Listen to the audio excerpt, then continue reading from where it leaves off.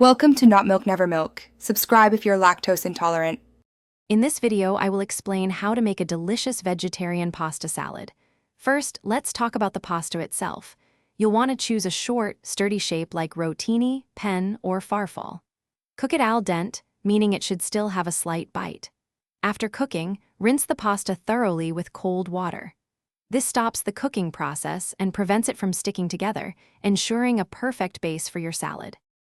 Next, we'll focus on the vibrant vegetables that bring so much flavor and texture. Opt for a colorful mix, such as crisp bell peppers, refreshing cucumbers, and juicy cherry tomatoes. Make sure to dice all your chosen vegetables into uniform, bite-sized pieces. This ensures every forkful is perfectly balanced and easy to enjoy.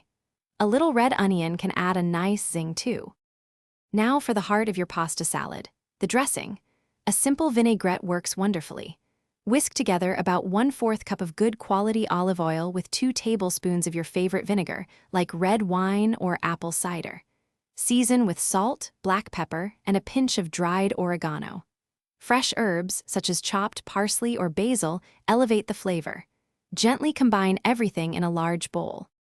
To truly make your pasta salad shine, consider adding optional ingredients like Kalamata olives, capers, or crumbled feta cheese for extra tang. Once everything is mixed, cover the bowl and chill the salad in the refrigerator for at least 1 hour. This allows the flavors to meld beautifully.